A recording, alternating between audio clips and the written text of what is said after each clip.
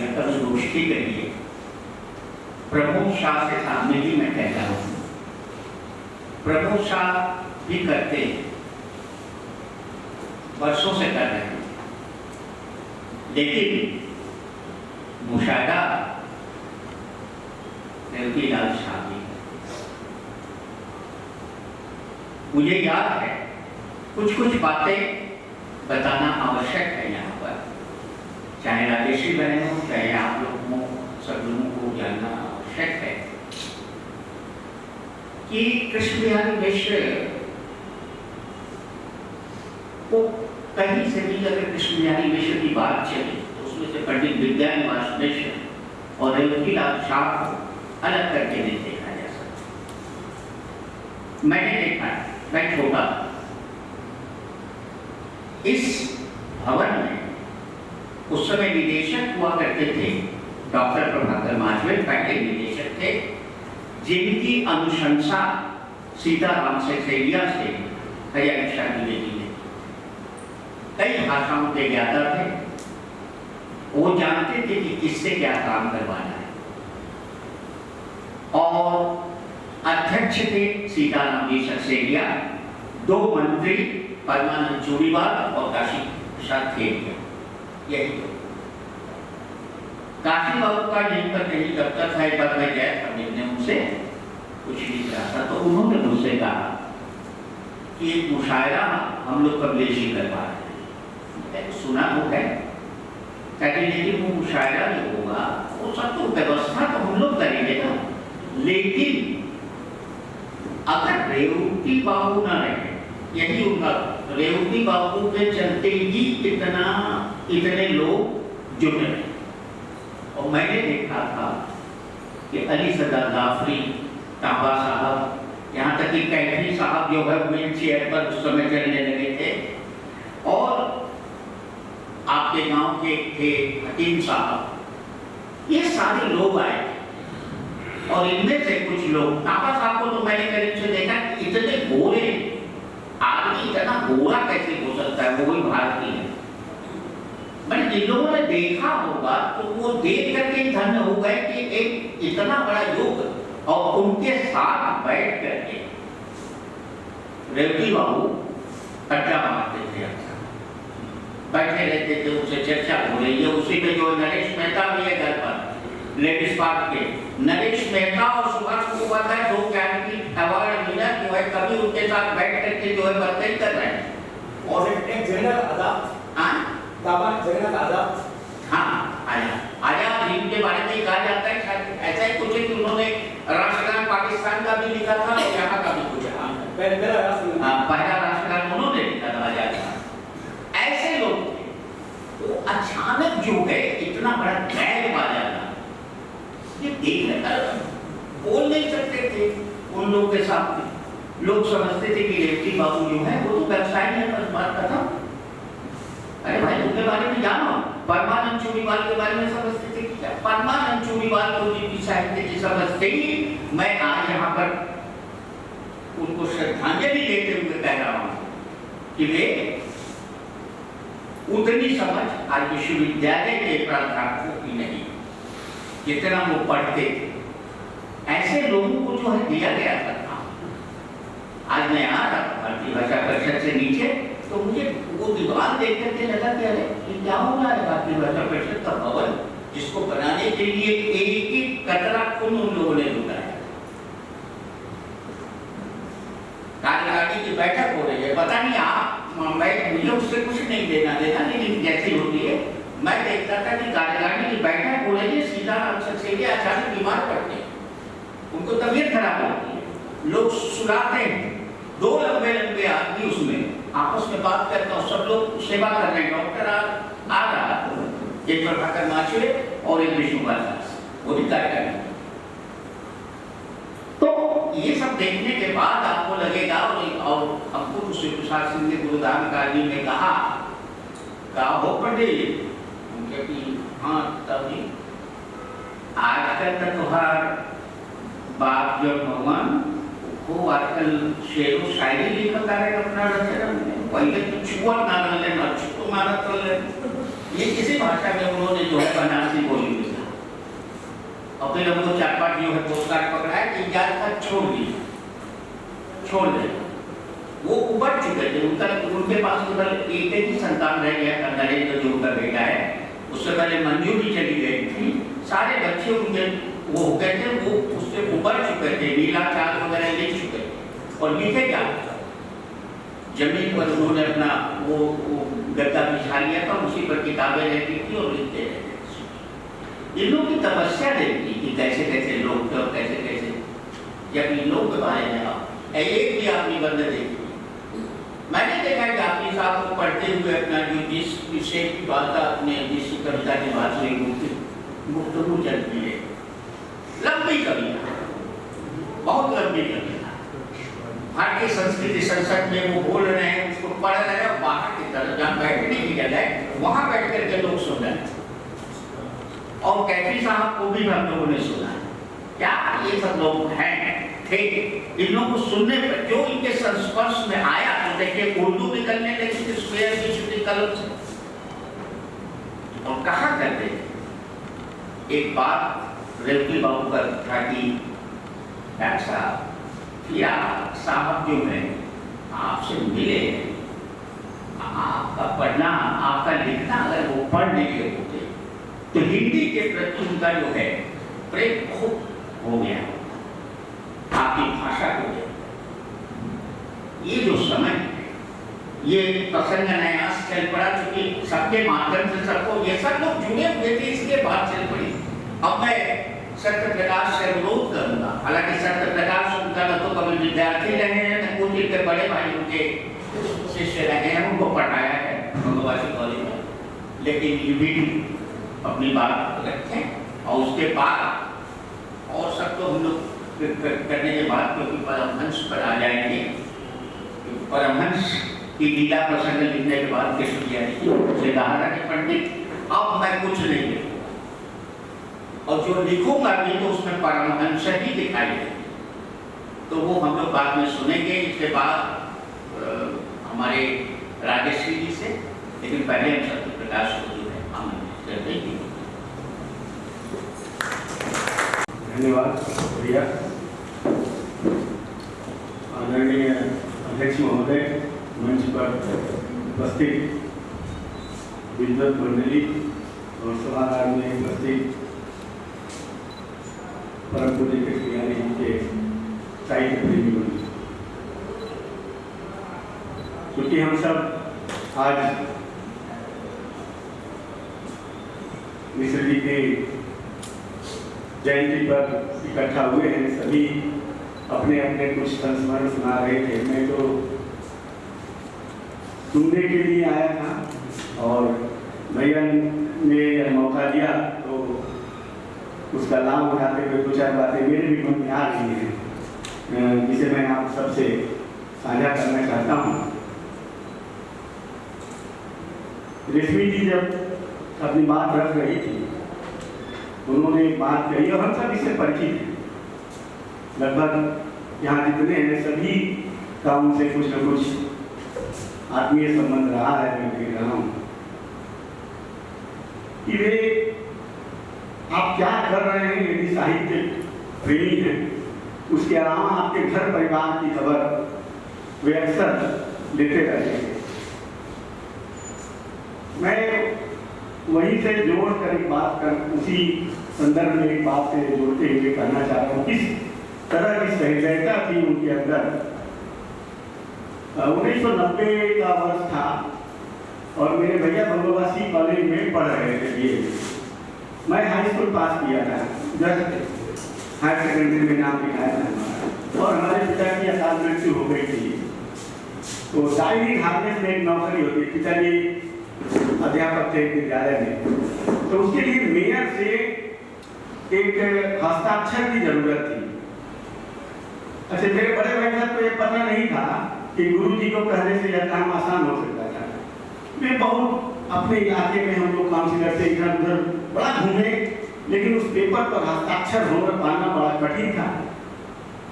तो एक दिन चूंकि सर जानते थे कि इसके पिता की मृत्यु हुई है, तो कॉलेज में ही भैया से पूछे, भैया इस बात को बता रहे थे कि इतनी इतना चिंतित क्यों रहते हो, कम आ रहे? उनको पता था कि ये घटना हुई है, तो बोले कि सर ऐसी ऐसी बात है और एक हस्ताक्षर की जरूरत है संस्कृति की मेयर से, उसी के लिए हमारी नौकरी अटकी हुई है। उन्होंने कहा ठीक है, और वो पत्र मुझे हूबहू आज तक याद रहता है, एक दो लाइन उसका मैं पढ़कर सुना रहा हूँ। कई घर में पुरानी भाइयों में होगा भी तो मेरे को मिल जाएगा। कुछ दिन पहले एक बार दीपावली की सफाई में मिला भी था, तो रख दिया गया बहुत सुरक्षित से। उसमें उन्होंने लिखा था, देखिए कितना माने एक दूसरे से कैसे आत्मीय संबंध, परस्पर विरोधी विचारधाराओं के बावजूद भी विचारों के माने जो उसकी सुंदरता है जो मिलती है। वो पत्र लिखा गया था इस्राइल को, प्रिय इस्राइल, इसी तरह उसकी लाइन थी। और ओम प्रकाश तिवारी हमारे प्रिय छात्र हैं, इनके पिता की अकाल मृत्यु के कारण इनके जीवन की समस्या जटिल हो गई है। मेयर से एक संस्तुति की आवश्यकता है, यदि आप इस दिशा में सहयोग कर सके तो मैं बहुत आभारी रहूँगा, और मेरी पहुँच आप ही तक इस मामले में सीमित है। यह भी एक लाइन उसमें थी। और भैया गए और इस्राइल ने उस पत्र को देखने के बाद तुरंत कहीं भेजे और मेयर पर सिग्नेचर उसी दिन हो गया।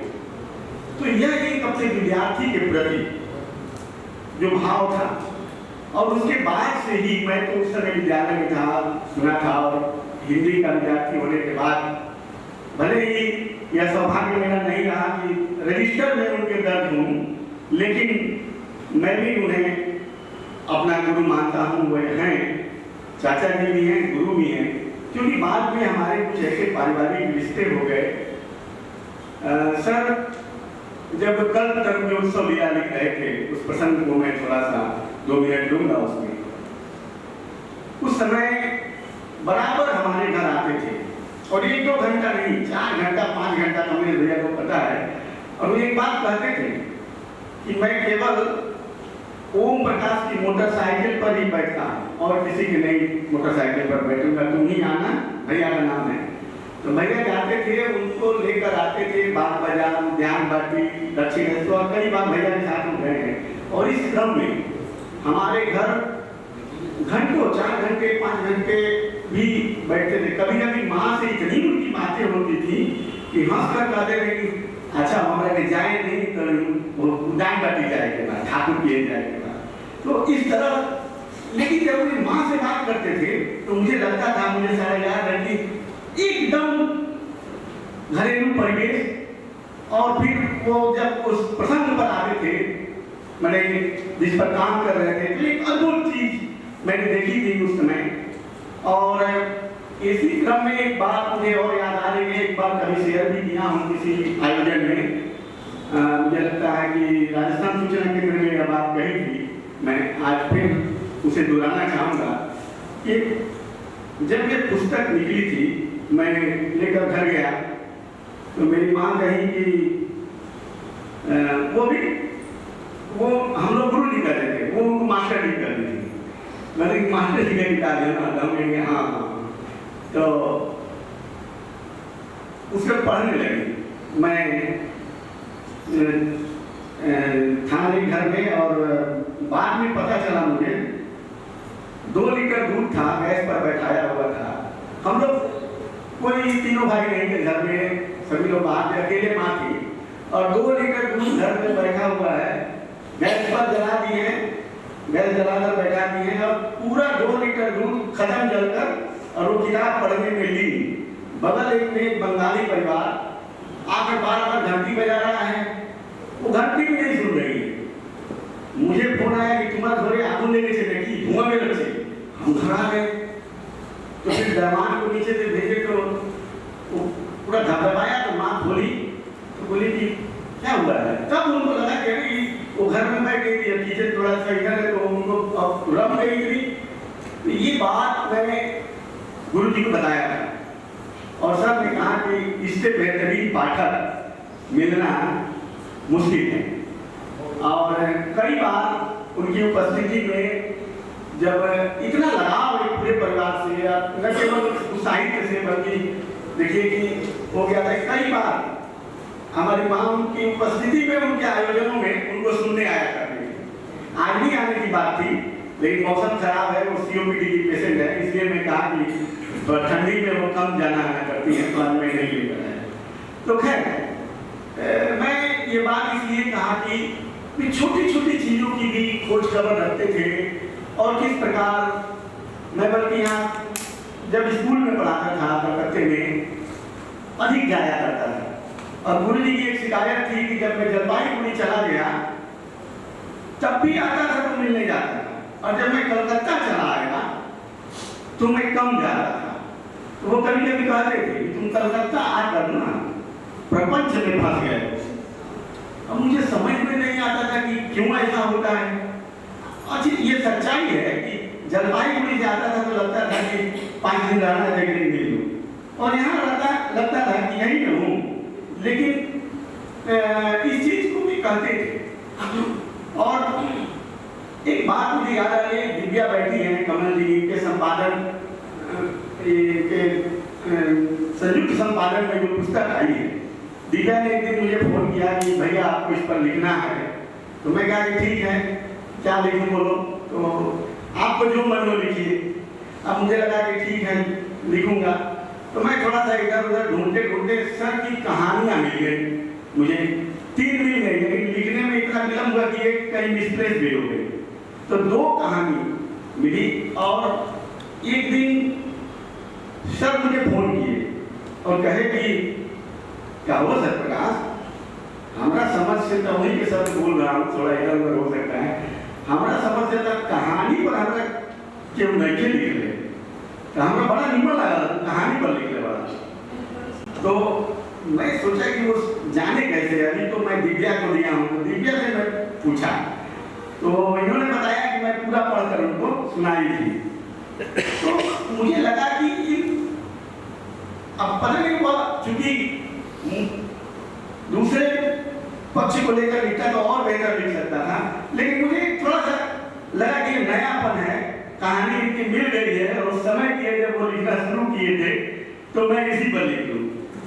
तो ऐसी तमाम बातें हैं, और बहुत सारे सर से जुड़े ऐसे अनुभव हैं कि जो शहर में रहते हुए भी वे अपने गांव को नहीं भूले, और शहर में रहकर किस प्रकार अपने गांव के प्रति भी, अपनी मिट्टी के प्रति, माने कर्म भूमि और जन्मभूमि दोनों के प्रति जो उनका लगाव था वह अद्भुत था।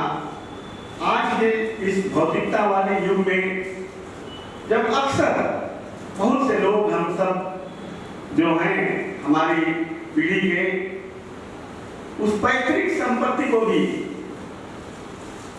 के बारे में चिंता नहीं करते, और उनकी चिंता में हमेशा अपने गांव, घर, बगीचे, अपनी धरती, आसपास का क्षेत्र सब कुछ रहता था, और तमाम बातें वे करते रहते थे। और भी बहुत सी बातें हैं याद आ रही है, लेकिन फिर कभी आपने समय दिया, मुझे भी राष्ट्रपति को सुनने का लोभ है। बहुत बहुत धन्यवाद। जैसे कोई कुछ बोलना चाहे तो सुजोग दिया जाएगा, लेकिन समय अब कम है। ऐसा आप लोग कोई बोलना चाहेंगे कुछ उसके बाद?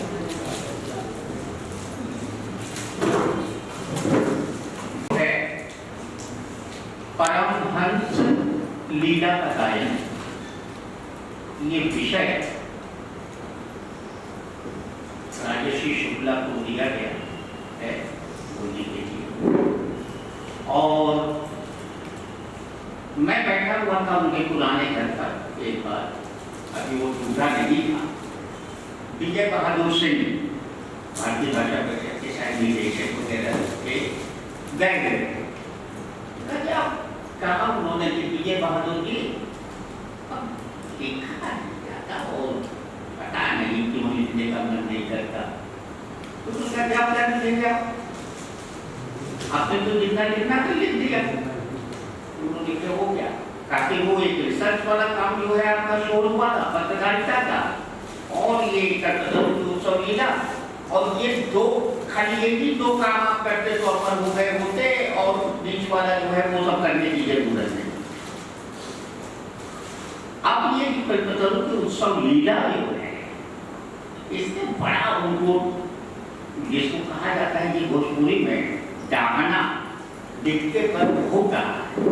प्रमोद जी भी जानते, कभी बीमार पड़ जाते। 1994 में उनकी पत्नी चली गई, लेकिन जब हम लिख रहे हैं तब जो है कुछ न कुछ ऐसे हो रहा है।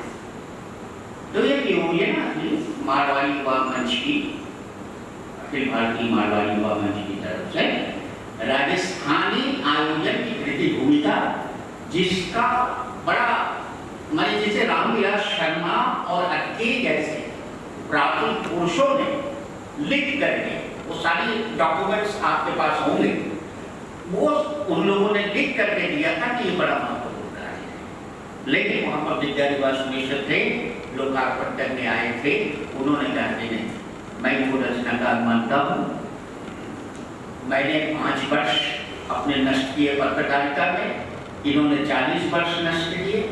मैं ये चाहता हूँ कि रामकृष्ण देव पर ये पुस्तक लिखे, क्योंकि आज विवेकानंद से अधिक जो है रामकृष्ण देव की है। अब पुस्तक का उन्होंने नामकरण भी कर लिया। नामकरण था उत्सव पुरुष, उत्सव पुरुष रामकृष्ण देव पर पुस्तक। तब तक क्या हुआ कि एक पुस्तक आ गई नरेश मेहता की। नरेश मेहता चर्चित थे, चर्चित कवि थे, उनको ज्ञानपीठ वगैरह मिल चुका था। उन्होंने भी अपनी पुस्तक का नाम रखा उत्सव पुरुष। पहले प्रकाशित तो चिंतित हुए, ये बहुत बड़ी बात है। तो इन्होंने कहा कि थोड़ा उसको मोड़ा उन्होंने, और लीला शब्द से, मैंने उनकी श्रद्धांजलि में कहा था कि लीला शब्द से उनको बहुत प्रेम था, क्योंकि उनकी भार्या का नाम भी लीला था। मैंने तो कभी उनके मुंह से नाम लेते नहीं सुना है अपनी भार्या का, लेकिन उस शब्द से उनको बड़ा प्रेम। इसलिए शायद कोई हिडन रहा हो कि ये प्रमोद चटर्जी की पत्नी जो है, उनका नाम लीला हो, तो कहीं न कहीं वो हमको लगता है कि वो रहा हो भीतर उस शब्द से ही इतना प्रेम है कि उस शब्द नाम का जो भी व्यक्ति होगा उससे उनको होता है। हर आदमी की कहीं न कहीं कमजोरी होती है। तो उन्होंने तब उसका नाम रखा कल्पतरु की उत्सव लीला। उसके बाद तो वो बहुत कम लिखने लगे, वो पुस्तक आई, लेकिन उसका एक पूरा ग्रंथ नामेड है, उन्होंने लिखा जो उनके कॉलेज में था, उसको लेकर के नामकरण जो है पदों को लेकर के जो है वो पुस्तक वो हुई। तो अब मैं जो है, ये बहुत सौभाग्य की बात है कि पिता के वक्त को बेटी स्मरण करे, पुत्र स्मरण करे, ये बहुत कम लोगों को सौभाग्य मिलता है। और मैं अपनी बहन राजेशी जी से अनुरोध करता हूँ। नमस्ते। आदरणीय अध्यक्ष महोदय, सम्मानित मंच, समूह बैठे हुए समादरणीय, श्रद्धा के योग्य पाठक वृंद और स्नेह के योग्य भी पुस्तक स्नेही, सबके प्रति सादर अभिवादन व्यक्त करती हूँ। आज कार्तिक पूर्णिमा है और देव दीपावली का पर्व है। तो ऐसी हमारी लोक जीवन में ये मान्यता है कि आज के दिन देवता आते हैं और दीपक जलाकर हम उनका स्वागत करते हैं। तो पहले जब 5 नवंबर को कार्यक्रम होना था, ये बात तो थी ही, और जब इसकी रूपरेखा बन रही थी तो मुझे ध्यान नहीं था कि आज ही कार्तिक पूर्णिमा पड़ रही होगी। और कार्तिक पूर्णिमा के दिन हमारे जो लोग थोड़े संस्कार ना कहूँ, परंपरा को, रीति रिवाज को मानते हैं, तो उनके यहाँ गृहस्थियों के बड़े काम होते हैं संध्या समय। तो लेकिन फिर ये है कि ये भी मैंने इस बात का अनुभव किया, आपके सामने इसलिए ये बात रख रही हूँ कि देव दीपावली के दिन देवता आते हैं और दीपक जलाकर उनका स्वागत करते हैं। हम भी यहाँ बैठ करके स्मृतिचारण के रूप में स्मृतियों के दीपक ही जला रहे हैं, सभी स्मृतियों के दीपक जला रहे हैं।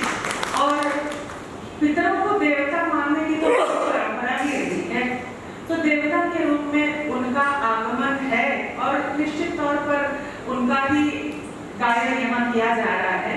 तो इस दृष्टि से गृहस्थी का दायित्व हो की भावनाओं का दायित्व हो, ये स्मृति चारण के रूप में ये सारे दायित्व ही पूरे हो रहे हैं।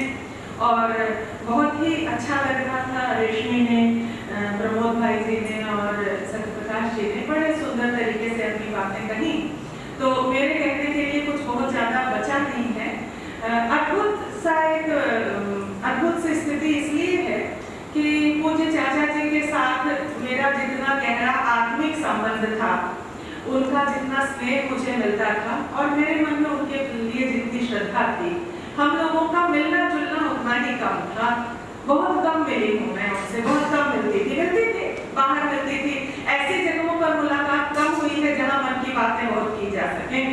और उनकी उस कुटिया में जाने का सौभाग्य मुझे मिला है, लेकिन आग्रह वही रहता था कि दोपहर वाला समय बचा करके और पहले से बात करके आना। और पहले से बात करके आने पर जब मैं जाने वाली होती थी, मैं जाती थी तो वो प्राय और किसी को उस समय नहीं देते थे। मैं कभी 2 बार अपने पति के साथ गई हूँ, 1 बार अपनी बहन के साथ गई हूँ। उस कुटिया में 3 ही बार गई हूँ, बल्कि 2 बार जब वो वहाँ पर भवन बन रहा था, उस समय इधर वो बाबूराटी वाली जगह जो है, वहाँ मैं 2 बार गई। वो मेरे घर से नजदीक भी होता था, लेकिन कभी कोई शिकायत की कोई बात ही नहीं थी किसी प्रकार की, क्योंकि वो सहज स्नेह के साथ इस बात का अनुभव करते थे। बल्कि कभी कभी मुझे लगता था कि मैं अपने अन्य दायित्वों के साथ भी गृहस्थी के दायित्व को निभाती हूँ, इस बात से वो प्रसन्न भी रहते थे। इसको लेकर की शिकायत नहीं थी कि स्त्री स्वाधीनता के युग में मैं क्यों नहीं झंडा उठाकर चल रही हूँ। इसकी अपेक्षा उन्हें मेरा यह रूप ठीक लगता था, आशीर्वाद देते थे, इस बात पर भी आशीर्वाद देते थे। और इसके कारण जहाँ कहीं जो कमियां रह जाती थी, उसको लेकर के वो कभी परेशान भी नहीं होते थे। बल्कि विश्वविद्यालय में आ जाने के बाद जब लंबे समय तक मैं फोन नहीं करती थी, बात नहीं करती थी, तब उनकी नाराजगी मैंने कई बार पाई है। और तो अधिक ना मिलने के बावजूद मेरा उनके साथ एक बड़ा गहरा संबंध था। और ये संबंध बहुत छोटी उम्र से, एक तरह से पहली पुस्तक मिली उसके बाद से ये संबंध था। कल्पतरु की उत्सव लीला पर कमलेश भैया ने कहा कि बोलना है, बात करनी है। उत्सव लीला पर ज्यादा बात क्या कहूँ, उत्सव लीला जब मैंने पुस्तक देखी और जानी तो ऐसा लगता था, इसको पढ़ते हुए पूरा लगातार ये लगा कि कहीं ना कहीं परमहंस देव और कृष्ण बिहारी चाचा जी दोनों एक दूसरे में घुल मिल जाते थे। और इसीलिए यही कारण था कि अभी आप ये बता रहे थे कि वो इस पुस्तक के लिखने के बाद ना मेधया तो एक तरह से उसका विस्तार ही है।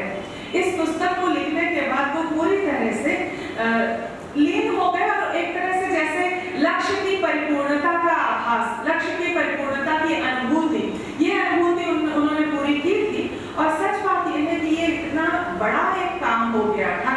कभी कभी चाचा जी कहते थे कि मुझ पर जब ये दायित्व दिया गया तो मैं बड़ा डरा, संकोच हुआ, लगा पता नहीं ये कार्य पूरा कर सकूं ना सकूं, क्या करूं। लेकिन जब करने बैठा और जब कोई व्यक्ति पूरी आत्मा के साथ, मन प्राण के साथ किसी काम में लगे तो ऐसा ही होता है, उसके साथ ऐसा होता है। उन्होंने लिखा है, स्वीकार किया है, कहते भी थे, बातचीत में कहते भी थे कि ऐसा लगा जब लिखना शुरू किया, काम करना शुरू किया, तो ऐसा लगा जैसे मुझे सिर्फ लिपिक की भूमिका निभानी है। ठाकुर खुद लिखवा रहे थे, सब कुछ बैठ करके लिखवा रहे थे। तो ठाकुर ने जब उनसे लिखवाया तो सिर्फ दिमाग और सिर्फ कलम तक नहीं रहा ना, ठाकुर जब लिखवा रहे थे तो वो हृदय में बस करके ही लिखवा रहे थे। और इसीलिए परमहंस लीला का गायन करते करते किस समय और कब वो स्वयं परमहंस होते चले गए, जिसका अनुभव हम सब ने जो उनके यहाँ गोष्ठियों में जाते थे, गोष्ठी नहीं कहूँगी, बदकही कहना पसंद करते थे, चाचा जी बदकही कहते थे। और बदकही और पोथी विद्या, ये 2 शब्द उनकी बातचीत में बड़े आते थे। तो बड़ा अजीब ये संयोग अजीब था, ऐसा अजीब संयोग नहीं कहूँगी, लेकिन ये अजब सुनने में बड़ी अजीब बात लगती है कि पोथी विद्या के धनी लोगों के पोथी विद्या को लेकर पोथी विद्या से दबे हुए लोगों के प्रति वो व्यंग्य का भाव रखते थे, लेकिन पोथी विद्या के धनी लोगों के प्रति उनके मन में सम्मान था। पोथी विद्या जिनके भीतर है, जिन्होंने पोथी विद्या को आयत्त किया है और वो पोथी विद्या के दबाव से, उस अहंकार के बोझ से दब नहीं गए हैं, उनके प्रति वो पूरा सम्मान और स्नेह रखते थे। इस बात को परमहंस कल्पतरु की उत्सव लीला में तो इसके प्रसंग अनेक बार आए हैं, अनेक स्थानों पर उन्होंने उसका उल्लेख किया है। अपने जीवन में थोड़ा बहुत देखने समझने का अवसर मिला था। अब सब लोग अपनी बातें कह रहे हैं तो मैं भी थोड़ी बातें कह लेती हूँ। उत्सव लीला पर तो चर्चा करते ही हैं सभी। मेरे पिताजी चाचा जी के बहुत ही प्रिय, बड़ा अच्छा गहरा लगाव दोनों के बीच था। और पहली पुस्तक मुझे नहीं मालूम था कि ये चाचा जी की पहली पुस्तक ही थी, बेड़िया के जंगल। तो बेड़िया के जंगल मेरे पिताजी को उन्होंने दी थी पढ़ने के लिए जब प्रकाशित हुई थी। मैं उस समय विद्यार्थी थी, मैंने वो पुस्तक पढ़ी थी। तो पिताजी के साथ, उनका पिताजी के साथ फोन पर बातें होती थी, किन्हीं कार्यक्रमों में भी मुलाकात होती थी। पिताजी के साथ उनका गहरा संबंध था। लेकिन मेरे पिताजी पोथी विद्या से बहुत संपन्न व्यक्ति थे, बड़े विद्वान थे। और लेकिन उनके साथ कृष्ण बिहारी जी का आत्मीय संबंध इसलिए भी था कि पिताजी पोथी विद्या से संपन्न होने के बाद भी उस विद्या के तत्वों को जीते भी थे, जीवन में उतारते थे।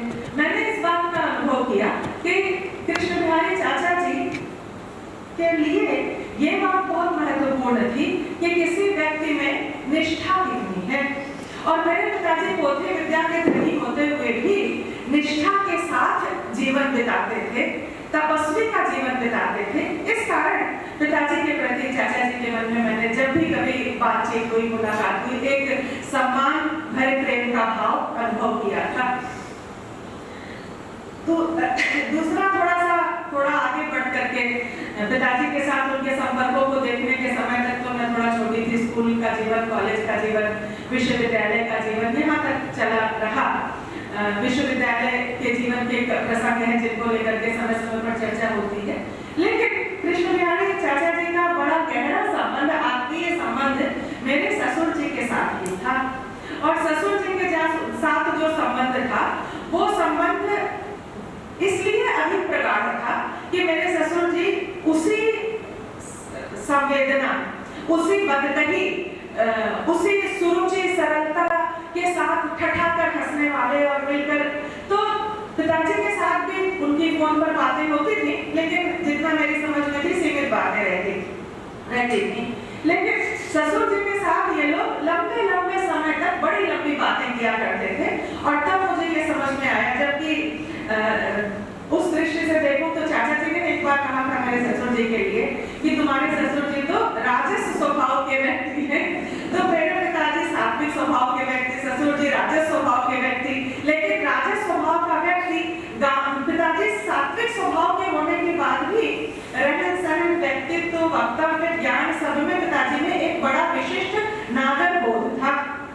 और मेरे ससुर जी राजस स्वभाव तो था, बड़े बहुत शांत से रहते थे, बहुत शांत से रहना पसंद करते थे। लेकिन गांव के साथ जुड़ाव उनका कृष्ण बिहारी चाचा जी के साथ उनको जोड़ता था। तो ये एक व्यक्ति के संबंधों की व्यापकता होती है। और इन दोनों की आंखों से, इन दोनों के सहारे, इन दोनों की बातों के माध्यम से मैंने चाचा जी को बहुत कुछ जाना था, समझा था, उनकी ओर देखा था। तो वहां से मुझे ये समझ में आया, कभी कभी मुझे इस बात पर आश्चर्य होता था कि चाचा जी से मुझे इतना स्नेह क्यों मिलता है, क्योंकि मैं अपने आप को बहुत ही संकोची, बहुत कम बोलने वाली, ज्यादा संपर्क न रखने वाली, इसी प्रकार का एक व्यक्ति मानती थी, हूँ भी, ऐसा ही, यही सच भी है। लेकिन मुझे ये समझ में आया कि जब मैं विश्वविद्यालय में आ गई थी, और विश्वविद्यालय सचमुच एक ऐसी जगह है कि जिसको कहा जाए कि काजर की कोठरी में कैसे हुसैनो जाए, तो ऐसी जगह पर जब तक हम नहीं पहुंचते तब तक आकर्षण होता ही है। और जगह है ऐसी, ये तो है ही ऊंची जगह। तो लेकिन वहां आने के बाद एक ऐसा प्रसंग आया कि मेरे विश्वविद्यालय पहुंचने के पीछे चाचा जी की बहुत बड़ी भूमिका भी थी, बहुत महत्वपूर्ण भूमिका थी। तो एक ऐसा प्रसंग बिल्कुल तुरंत थोड़े थोड़े ही दिन बाद की बात है, एक ऐसा प्रसंग आया हमारे विश्वविद्यालय के किसी आचार्य ने कुछ ऐसा कोई ऐसी घटना थी जिसको लेकर के चाचा जी से कहा कि ऐसा हुआ था और मुझे लगा राष्ट्रीय सहयोग करेंगी, साथ देंगी, लेकिन इन्होंने तो साथ नहीं दिया और कुछ बताया। मुझे घटना का पूरा स्मरण नहीं है। तो चाचा जी ने मुझे बुलाया कि क्या बात है, बताओ क्या ऐसी क्या स्थिति क्या हो गई। और मुझे सबसे बड़ी खुशी इस बात की हुई कि मैंने जो भी कारण बताया, जो स्थिति बताई, उसको उन्होंने पूरी तरह से स्वीकार किया और ये माना कि ये जो कह रही है यही सच है, यही सही है। इसके बाद वाली जो बातें वो थोड़ी सी सजाई बजाई बातें हो सकती हैं। तो मुझे ऐसा लगता था कि ये जो मेरी सच्चाई थी, शायद मेरी निष्ठा थी सत्य के प्रति, वो उसके कारण मुझे चाचा जी का आशीर्वाद मिलता रहा हमेशा। और उनकी संवेदना की बात कहूँ, संवेदनशीलता की बात, तो मेरे इस बात को कहकर फिर लेकिन थोड़ा अच्छे प्रसंग के साथ ही समाप्त करूंगी। चाचा जी के बिल्कुल आखिरी दिनों का प्रसंग है। मेरी माँ का देहांत हो गया था और उनका देहांत होने के बाद करीब 5-6 महीने बाद मेरे बेटे का विवाह था। तो बेटे के विवाह का कार्ड देने के लिए मैं चाचा जी के पास गई। मैं और मेरे पति हम दोनों गए थे और वही बागुड़ वाले मकान में तो रहते आत्मा वहीं पर, हाँ बागुड़ियाटी, सॉरी बागुड़ियाटी वाले मकान पर। तो वहाँ हम लोग गए और वहाँ बातों बातों में उन्होंने पूछा कि और तुम्हारे, उस समय तक कुछ चीजें भूल जाने लगे थे, कुछ विस्मरण का उनको वो हो गया था शायद ना। तो उन्होंने पूछा कि और कैसी है तुम्हारी अम्मा, कैसी हैं? तो मैं बता गई कि क्या कहूँ उनसे, कैसे कहूँ। और शायद मेरे पति ने फिर ये कहा कि नहीं वो तो अब नहीं है। बहुत दुखी हो गए, अरे मुझे पता ही नहीं चला। और उसके बाद उन्होंने कहा, नंदलाल भाई साहब का उल्लेख किया कि वो भी आते रहते हैं, इनके बारे में कहा, इन लोगों ने किसी ने मुझे बताया नहीं। तो मैंने कहा कि हो सकता है आपको तकलीफ नहीं देना चाहते होंगे। ये उस व्यक्ति की संवेदनशीलता की स्थिति है। मेरी माँ, मेरे पिताजी को गए हुए, पिताजी पहले चले गए थे, आज 11 वर्ष हो गए पिताजी को गए हुए। उसके कई वर्षों बाद अम्मा गई, लेकिन वो ये नहीं भूले कि मेरे आने पर मेरी अम्मा का हालचाल पूछना उनके लिए आवश्यक है। तो ये जो गहरी संवेदनशीलता और गहरा संपर्क है, ये गहरा संपर्क है जिसके कारण आज इतने लोग स्मृति चारण के लिए इकट्ठे होते हैं, जिसके कारण इतने लोग उनके बारे में जब बातें करते हैं तो उनका मन भीगता है, उनकी आंखों में आंसू आते हैं, जिसके कारण ये स्थिति होती है कि उन्होंने जो लिखा है, हमारी परंपरा ये कहती है, ये स्वीकार करती है कि शब्द ब्रह्म होते हैं, शब्द ब्रह्म होते हैं। लेकिन आज के युग में हम अगर देखें तो कितना कुछ लिखा जा रहा है, लिख करके भर जा रहा है, छप करके भर जा रहा है। वो सब ब्रह्म क्यों नहीं बन पाता है? सब तो नहीं है ना, क्यों नहीं ब्रह्म बन पाता? क्योंकि शब्द ब्रह्म होते हैं, लेकिन शब्द तब ब्रह्म होते हैं जब उसके पीछे की निष्ठा प्रबल हो, उसके पीछे की अंतरात्मा का स्वर उतना ही मजबूत हो। चाचा जी के लिखे हुए, जब वो दर्पतल की उत्सव लीला लिखते हुए ठाकुर रामकृष्ण परमहंस देव में बदल जाते हैं, और ऐसा मैं देखती हूँ वो पोथी विद्या और बदकही की चर्चा करते हैं, तो बदकही की चर्चा के बारे में जितना खिल के वो कहते हैं, उनके जीवन के प्रसंग जब हम सुनते हैं, मैं तो इस प्रकार के कार्यक्रमों में जाती हूँ, जो लोग उनके घर में जाया करते थे, आदरणीय शुक्ल जी हैं वहाँ पर और रोशन भाई साहब, बहुत है, बड़ा कलकत्ते का बड़ा समूह है, ये लोग वहाँ जब जाया करते थे तो वो ये इस बात का अनुभव करते थे कि उस बदकही से ही ऊर्जा पाते थे चाचा जी, वो बदकही से, उस बदकही से खिल उठते थे। और तो ऐसा ये गड्ढमड्ढ हो जाता है चरित्र कि ठाकुर बदकही से खिल रहे हैं कि कृष्ण बिहारी मिश्र खिल जा रहे हैं बदकही से। तो इस प्रकार का एक उनका जो महत्वपूर्ण कृतित्व है। और एक प्रसंग और इसके साथ आता है जो कि जब ज्ञानपीठ पुरस्कार की बात हुई तो कलकत्ते का गौरव था कि चाचा जी ने बड़े ठाठ से कहा कि यात्रा भीड़ हूँ मैं, वहाँ तो नहीं जा पाऊंगा। और ये कलकत्ता का गौरव था। इसी भारतीय भाषा परिषद के सभाकक्ष में ज्ञानपीठ पुरस्कार का आयोजन किया गया और मेरा सौभाग्य, मेरा बहुत बड़ा सौभाग्य, मैं तो अपने पूरे जीवन को ही ईश्वर की कृपाओं के अनैतिकी उसकी परंपरा एक तरह से धारा के रूप में ही मानती हूँ। मुझे इतना सौभाग्य मिलता रहता है, ईश्वर का इतना आशीर्वाद मिलता है। उस अवसर पर भी मेरा ये बड़ा सौभाग्य था, चाचा जी ने थोड़ा सा चाहा और मुझे उस कार्यक्रम का संचालन करने का अवसर मेरा सौभाग्य मिला। बहुत प्रीत हुए, बहुत आनंदित हुए थे। तो इस प्रकार के ऐसे अनेक अवसर हैं जीवन में। यद्यपि मैं सोचती हूँ, मैं जब आप लोगों की बातें सुनती हूँ, आप लोगों की चर्चा सुनती हूँ, उनके घर जाने पर, मैं जब उनके घर गई 2-3 बार ही गई हूँ, जब उनके घर जाती थी तो जब मनीषा के साथ, अपनी बहन के साथ गई तब तो कोई बात नहीं, वो बहुत फ्री होकर के आराम से बात करते थे। पति के साथ जब जाती थी तो कहते थे जवाई हैं आप तो कुर्सी पर बैठे, राशि मेरे पास बैठेगी। तो ये जो मैंने अनुभव किया इस बात का कि कलकत्ता में घट रही कोई भी घटना हो, जब वो फोन पर कहते थे, प्रेमचंद्र त्रिपाठी जी के बारे में बहुत प्रशंसा के स्वर में कहते थे, उनका सजग विवेक है और हर जगह वो विवेक जागृत रहता है, वो विवेक उनसे कोई गलत कुछ होने नहीं देता है। तो व्यक्ति का सहज सजग विवेक, मुझे लगता है व्यक्ति की सहजता, सत्यता, सत्यनिष्ठा या निष्ठा, चारित्रिक निष्ठा, जो व्यक्ति के भीतर के गुण होते हैं वो चुंबक की तरह आकर्षित करते थे। मैं कई बार ये सोचती हूँ कि आप लोगों के सौभाग्य पर मुझे ईर्ष्या होती नहीं कह सकती, मुझे लेकिन अपनी ओर से कमी महसूस होती है कि उन बदतमीयों में बहुत बार मैं नहीं रहती हूँ। तो ठीक है, सब कुछ सबको नहीं मिलता है, कभी वो नहीं भी मिला है और उनको भी कुछ आनंद और सुख मिलना ही चाहिए। लेकिन आज के दिन मैं बहुत अधिक बातें नहीं कहूँगी, उनकी स्मृति के प्रति और उनके व्यक्तित्व के प्रति सादर नमन निवेदित करती हूँ। आप सबको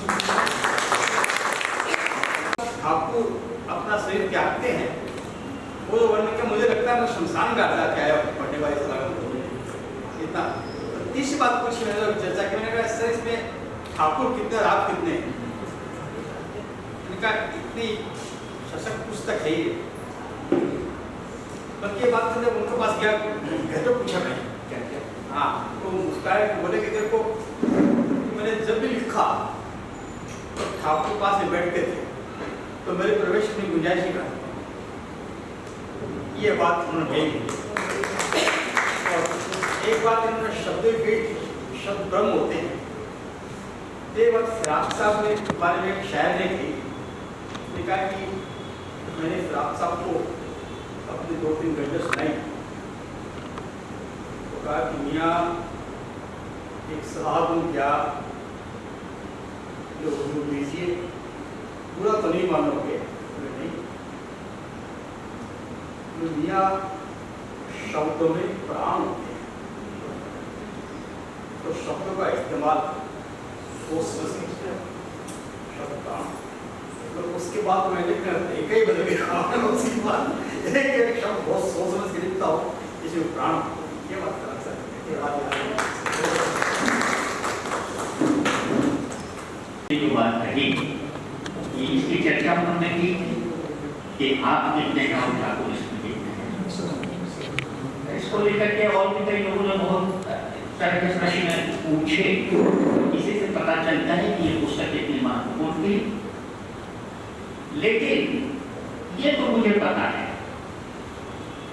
कि सुबह 4-4:30 बजे वो मुल्ला करके मुंह पे पान दबा करके ठाकुर का लीला प्रसंग लिखना शुरू करते थे और 8 बजे तक लिखते थे, 7-8 बजे तक। एक ही होता था, दिन भर कुछ नहीं लिखेंगे, पान खा रहे हैं, गप हाँक रहे हैं, सभा सब गोष्ठियों में जा रहे हैं, ये सब कर रहे हैं। लेकिन वो प्रातः सुबह जो है 4-4:30 से लेकर 8 बजे तक, अब उनको एक चैप्टर लिखना वो बड़े उसमें थे, क्योंकि वो अपनी सीमा जानते थे। सीमा ये है कि उनको तंत्र साधना पर लिखना, उसमें जो है एक चैप्टर था, होता है कि उसमें हमारी गलती ही नहीं। लेकिन दूसरे दिन क्या हुआ कि जब लिखना शुरू किया अपने आप वो आगे बढ़ता है। आपको एक एक उनके निबंध देखिए, हिंदू धर्म में कर्मकांड पर भी उन्होंने लिखा है, उनकी एकदम सोचने की दृष्टिया। अब राजश्री ने जो बात कही उस पर मैं थोड़ा सा, मैं चूंकि साक्षी रहा हूँ, आर्य समाजी परिवार से आई एक लड़की जिसका विवाह होता है सनातनी परिवार में, और मुझे याद है, अब तो लड़का वो बड़ा हो गया होगा, वो यज्ञोपवीत संस्कार हो रहा था उसका, और मकान में हम लोग गए थे, मकान में गए थे, तो फिर वहां से सब कुछ विधिवत हो रहा था। अब नाती का यज्ञोपवीत संस्कार हो तो बाबा तो बड़ा खुश होगा ही, तो इनके ससुर जी जो थे शुक्ला जी, वो इसी तरह जो है हरफन मौला थे, वो बड़े खुश थे। लेकिन इनके पिता जी बड़ी निष्ठा के साथ हर चीज पर जो है नजर रख रहे हैं, बड़ी निष्ठा के साथ कैसे होना चाहिए, कैसे, केवल देख रहे थे कि कैसे क्या करना है। अब वो आनंद उल्लास में डूबे हुए हैं। वहां से जब कहते हम नीचे उतरे तो प्रमोद कुमार अग्रवाल डेपुटेशन पर गए हुए, तो होम मिनिस्ट्री में जनरल सेक्रेटरी वो करके वो फिर अपने कैडर में आ गए थे वेस्ट बंगाल में, तो उस समय सॉल्टेड में रहते, तो वो भी आमंत्रित, तो उनकी गाड़ी थी सरकारी, तो कहा कि आप लोग को हम यहाँ उतर जाएंगे, आप लोगों को वहाँ पहुँचाएगी गाड़ी। उनको सॉल्टेड जो है गाड़ी छोड़ दी, इसलिए यहाँ वो गए, वहीं रहे ज्वाइन करने के बाद गाड़ी आ गई। कहा उन्होंने पान का डब्बा निकाला, मुंह में पान दबाया, पंडित एक चीज तुमने देखा कि नहीं? क्या? अरे मोमा में तो पन्ना भर लिए थे, अरे जो हो रहा था वहां पर नहीं, वो नहीं। शुक्ला जी कितने खुश थे, प्रसन्न थे, बड़े अच्छे आदमी। और राजश्री को देखा तुमने? हमने कही क्या, बहुत सुंदर लग रही थी आज। यही था उनका, आज मैं कह रहा हूँ राजश्री वैसे है सुंदर, लेकिन ये कहा आपसे हमको लग रहा है कि 12-14 वर्ष पहले की बात होगी शायद, 12-14 और हाँ, तो राजश्री को देखिए बड़ी सुंदर लग रही थी, और जैसे अपनी कन्या को, अपने बिल्कुल उसको जैसे कोई कहता है अपनी बेटी को, हाँ, उस पर वो हमको आज भी वो स्मरण, और सचमुच उस दिन राजश्री बहुत सुंदर लग रही थी, वो यज्ञ वगैरह हो रहा था। और ससुर जी की तो चर्चा को बराबर करती थी, बहुत अच्छे आदमी, बहुत अच्छे आदमी, ऐसे इंसान को मिलेंगे। अब मैं जो बहुत कम लोगों को पता है कि भाई विजय कानोरिया भी उनके कितने आत्मीय हैं, हाँ, मैं उन्हें अध्यक्षीय वक्तव्य देने के लिए, ये हम लोग का सौभाग्य है, देखिए कहाँ से सहयोग होता है कि आज उनको अध्यक्ष बनाया। मंचा सिंह हमारे अध्यक्ष सभागार में उपस्थित अभिवादन। सर्वप्रथम मैं आप सबों का आभार मानता हूँ कि आज के इस कार्यक्रम में आप लोगों ने मुझे अध्यक्ष पद के लिए स्वीकृत किया है, उसके लिए आप आज कृष्ण बिहारी जी मिश्र के अध्ययन मंडल की उनके पुण्यतिथि की चौथी जन्म तीन फॉर्म कर चुके हैं मेरे ये तीसरी, तो ये तीसरी, और इस आयोजन में आप सबों के साथ हम लोगों ने उनके संगत के बारे में, अपने संस्मरणों को लेकर, उनकी कृतियों के बारे में कई तरह की चर्चा आपस में की, और विद्वान वक्ता संत हमारे बीच जो भी अपनी स्मृतियों के दायरे में हम लोग के सामने संक्षिप्त में रखे, तो उनकी ये बातें हम सभी जानते हैं, भीतर में भौतिकता से परे उनका अपना एक संवेदना का संसार बना है और उस संसार के भीतर में अपने को रखकर हर जो उनके समीप निकट में आए उनको अपना परिवार का अंग रखते रहे। जैसे डॉक्टर सिंह जी ने बताया, उनकी लेखन हम लोग जब पढ़ते थे तो ऐसा लगता है उनकी सरलता की निरंतरता एक चलचित्र के जैसे हम लोग पढ़ रहे हैं वगैरह के सामने खड़ी हो रही है। ये रचनात्मक उनकी जो एक विशेषता थी वो हम लोगों के सामने।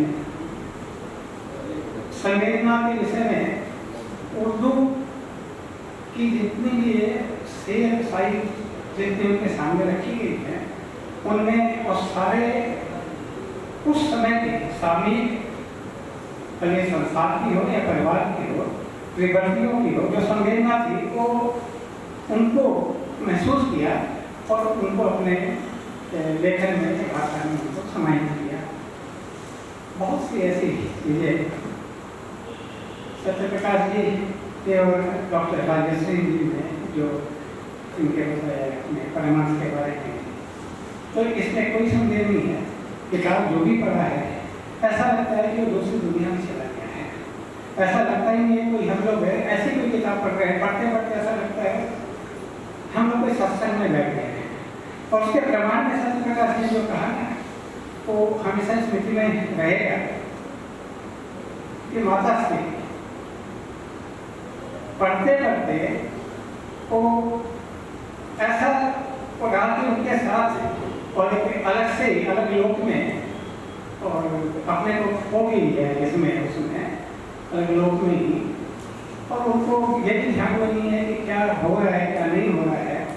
तो ये उनका दिमाग बोध जो है उनके भीतर जो था वो उस लेखन में हम लोग के सामने आता है। तो ऐसी सारी चीज़ें हम लोगों ने सुनी 20-22 वर्षों से प्रमोद जी के साथ और उनके यहाँ मैं जाता आता रहा हूँ। व्यवसाय से जुड़े हूँ लेकिन थोड़ा बहुत साहित्यिक शौक है और उनके साथ बैठना भले हम लोग कम बातें करें लेकिन वो जो बातें करते हैं उनको सुनना ये मेरा शौक हो गया। पर मैंने प्रमोद जी से कई बार कहा कि मैं उनको जो सुनता रहा तो मुझे ऐसा लगता है कि गद्य मेरा पद्य सुन रहा, वो जब बोलते हैं तो ऐसा लगता है कविता सुन रहा। और बहुत हमेशा मन रहता था क्योंकि बाहर जाना आना रहता था तो जो भी 20-25 बार 30 बार जो भी उनसे मुलाकात होती वो एक लक्षण क्षण थे उनको भूल भी नहीं सकते। तो आज इस पुण्य इसके पूर्णिमा के दिन जो देव दीपावली का समय है इस पवित्र दिन पर उनको हम लोगों ने याद किया। इसके साथ आप सबका धन्यवाद देते हैं।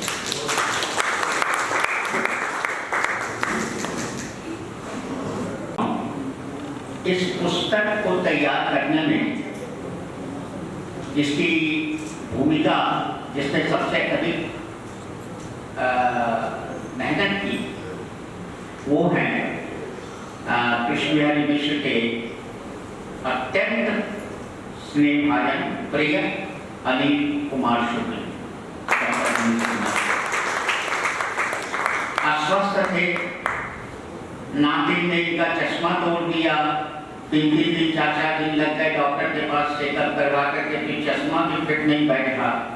लेकिन इन्होंने सारी अस्वस्थता के बावजूद 3 बार प्रूफ देखा। बड़ी गलतियां थी उसमें, वो बार देखते गए, भिजवाना ये करना वो करना, पूरे परिवार को इन्वॉल्व कर दिया, अपने बेटे को इन्वॉल्व कर दिया कि तुम ले जा करके देखो कैसे ये भेजा जा सकता है, क्या किया जा सकता है। वो भी इन्वॉल्व हुई, जैसे भी हो बड़ा बाजार तक पहुँचवाना, कोई बातचीत करना कि हाँ ये है। उनकी बहुत बड़ी भूमिका रही इसमें। जैसे कि गौरैया ससुराल गई मैं हमारी रेशमी बहन का, तो इनका थोड़ा दूसरा है। इनका है क्या कि कुछ लोग होते हैं पत्रकार लोग की कहते हैं कि 30% गलतियाँ चलती रहती है वर्षनी वगैरह सब कुछ, लेकिन इनका है कि जो होगा एकदम बिल्कुल परफेक्ट होगा। तो इन्होंने बहुत मेहनत की। तो चूंकि एक ही परिवार के हम लोग हैं तो धन्यवाद अब देने की तो आवश्यकता किसी को नहीं है, आभार व्यक्त कर सकते हैं। अब मैं उनसे अनुरोध करूँगा कि चूंकि वो संयुक्त सचिव भी हैं तो आप लोगों के प्रति जो धन्यवाद वाली औपचारिकता है उसे पूरी करें और उसके बाद आप सबों से जो है निवेदन है कि पुस्तक की एक प्रति आप लोग आज प्राप्त ले करके जाइएगा। आइए सम्मानित मंच और प्रबुद्ध श्रोताओं, मूर्धन्य संस्कृत चिंतक और मनीषी साहित्यकार श्लोक कृष्णधारी कृष्ण की जन्म जयंती समारोह आज बड़ी सफलता के साथ संपन्न हुआ।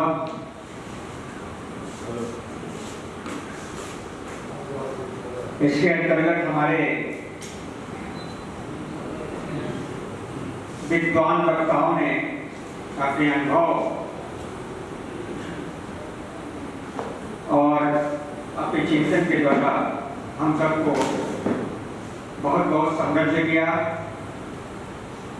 इसके लिए हम सब इनके आभारी हैं और कृष्ण बिहारी अध्ययन मंडल की ओर से इन्हें पुनः धन्यवाद देते हैं। हम अपने श्रोताओं के भी कम आभारी नहीं हैं, जिनके सहयोग के बिना कोई भी कार्यक्रम सफल नहीं हो सकता या उसकी सफलता संदिग्ध होती है। उन्हें भी मैं कृष्ण बिहारी अध्ययन मंडल की तरफ से पुनः धन्यवाद देता हूँ।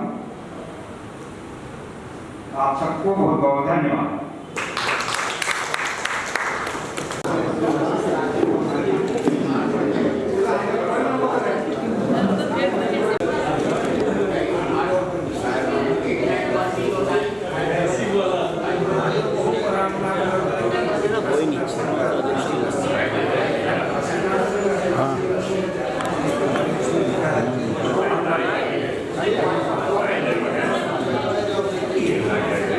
ठीक है।